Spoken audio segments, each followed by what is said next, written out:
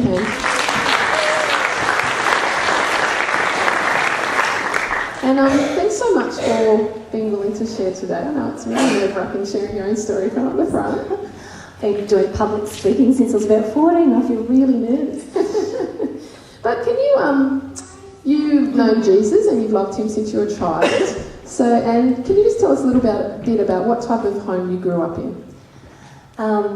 We grew up in a very small country town out in the sticks behind Deloraine, a place called Meander. So I'm the one of 4 children, and my dad was a truck driver. He carted logs, and we also lived in the same sort of little town where there was hippies that were. So it was quite a very funny little town to grow up in. So you had lots of people that were against the trees, and then Dad carted them. So it was a strange one. So I grew up in what I thought was a Christian home. My mum was a very strong Christian, and my dad was a deacon in the local church, and he took Bible studies. We all went to church, went through Sunday school, went to a Christian school, made my own commitment when I was about 9. It was very serious. I take that, I know, at a very valid point of when I committed myself to God. I wouldn't say we were a really close family. I knew I was loved. I understood that, and certainly would never go and say that I wasn't loved. But we weren't a close family showing a lot of affection. I don't really remember a lot of that love sort of shared, but I just knew that I was loved. But then you were 15 and your world fell apart. Can you just tell us a little bit about that? Yeah, I discovered that all I thought and that I had known in my life was a sham of my father. He had been having affairs all along through Mum and his marriage, and his Christian walk was not sincere, so it was a front to be used that was for him to marry Mum. So at 15 their marriage broke down, and I could clearly remember that day that Mum came into our kids and said, "Your father's got something to tell you." And I remember going to my bedroom and going, "Please don't let it be another woman, please don't let it be another woman." And Dad sat us all down, and yes, he admitted to the one affair that he later married her. He'd had a child to this woman as well. And for a whole life to crumble pretty much in a matter of moments really impacts a child. And I really was just a child, I was only 15. My father was now someone I didn't know. We moved to Longford, so we moved away from a family home as well, and the woman that he admitted to having an affair with moved into our home. For years we had our presents posted to us with birthday cards made out with her handwriting. No contact from Dad either. So yeah, I became extremely bitter towards men. I lashed out, I was really angry, wasn't a very nice person. I had a massive temper. Can you imagine that, Paul? You can ask my brother and my sister, and I'm sure they'll vouch for that. And I was very untrusting. In those years ensuing, you married Paul, so there was at least one man that you thought was okay. So you were 19 when you got married? Yeah. And then 21, you were pregnant with your first child. And but that brought with it a whole lot of, oh my gosh, I'm a woman who's filled with anger, what am I going to do? I'm bringing a child into the world. So what was it at that point of your life? Yeah, we'd been married for 2 years and I was pregnant, and I'd held a lot of anger and a lot of bitterness. As I said, I was really untrusting towards men. That impacted enough that I actually found it difficult with Paul's father as well. He's the most loving man that you could ever meet. But it affected the way that I treated men. I had a massive wall around me that you probably wouldn't be able to penetrate. And I guess that anger came to a point in my life where you have to do something about it or it's just going to consume you. And I knew that Dad was never ever going to apologise. He's always been a man like that.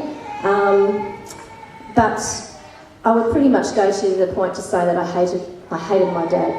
And I sincerely thought that.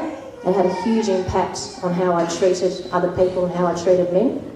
And it got to a stage that I was really worried about the impact it was having on me and the feelings that I had towards coming to a mother, and that I was pregnant with an unborn child. So I knew that a change had to be made, and it was going to come from me. It wasn't ever going to come from him. So I went and got some counselling. I wrote a letter to my dad asking for forgiveness of the part that I had held against him. I hated my dad so much that I didn't even have any wedding photos taken with my father. And that's something I can't go back and ever erase. I could get remarried again, but it's something that I can't go back and undo things that I had chosen out of a bitterness and an anger and a hatred of things that I had. So, yeah, I wrote him a letter, never heard from him. I'm imagining that he read it. But it got to the stage where I had to be the adult, and I just asked for a release, I suppose, from anything that I'd been harbouring against him. So you made a deliberate choice to forgive him. It wasn't something that was easy or felt nice. Is it something that you still have to do on a daily basis? It'd be so good and say, oh, look, I dealt with that at 21 and it's all over and everything's rosy. But look, he's still my father and he still hurts me time and time again from either, it could just be from whatever, just, that he's not there or he's inattentive or whatever. So it's an ongoing thing.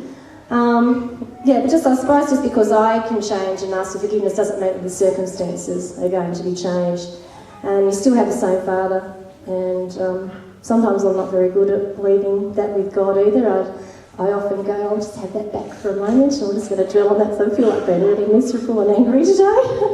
The anger's a problem that I still have ongoing, so yeah, it's a moment-by-moment choice. It's a choice to leave things at the foot of the cross and not pick them up. It's ongoing. Do you think that where you are in life now, if you had not made a deliberate choice when you were 21 and you had just continued on that journey of being, I guess, angry at your dad and unforgiving, do you think that you would have reached the place that you have now? Would you have fulfilled as many of your dreams or aspirations that you have? If I had been in a place where I was at 21, I'd be divorced and one child probably, out on my own, with no friends and probably no family, and an extremely bitter woman. So, I don't want to go back to that place. So it wasn't an easy decision, I can imagine. It wasn't an easy journey, and it hasn't been to walk into, but it's one that you're extremely glad that you made that decision. Yeah. And look, God places things in your life as well that, not a substitute, but he'll bring things along too. I have an amazing man that I look to as a father figure. He loves me unconditionally. He also tells me things that I do wrong, and he has my respect, and he knows that he can direct me and guide me. So, God's placed a man that's as a mentor in my life as well. I only have one father, and look, I love him to bits. He's the only one that I've got. But I guess that it comes to a point in life you just got to let go and let God be God and be grown up. Thanks so much, Julia, for sharing. I know it was hard. Let's give her a big round of applause.